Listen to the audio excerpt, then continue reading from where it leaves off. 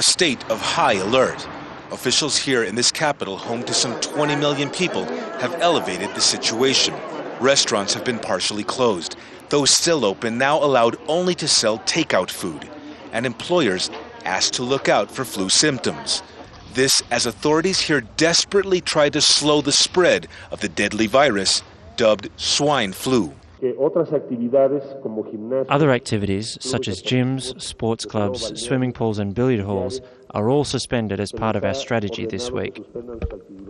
In the last 24 hours, there have been a handful of deaths in local hospitals, and doctors say in most of these cases, the patients had only been admitted 2 hours prior to their death. International health experts are now on the ground, hoping to solve the mystery of why so many deaths are occurring here, in this country. A focus of the investigation now centers on this village, La Gloria, near the town of Perote, Veracruz, and the surrounding community. 50% of the inhabitants of this community of La Gloria worked in Mexico City, and during Holy Week, they came back and spent it here with their families. Then because they go back to Mexico City after the vacation, that's why there are flu cases there.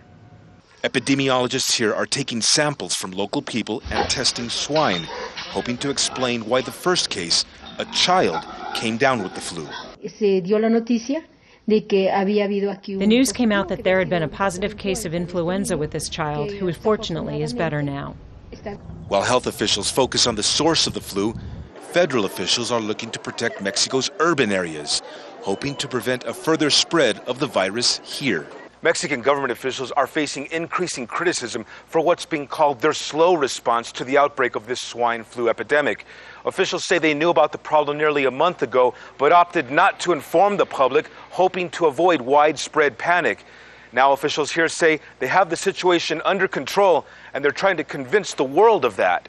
Fearing a further blow to an already struggling economy, with the Mexican currency once again dropping in value, officials here are urging people to go to work, but on one condition.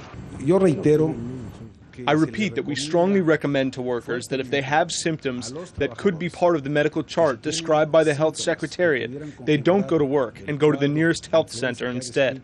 That kind of message, though intended to help, has led many people here to fear that this healthcare crisis is only deepening. Frank Contreras, Al Jazeera, Mexico City.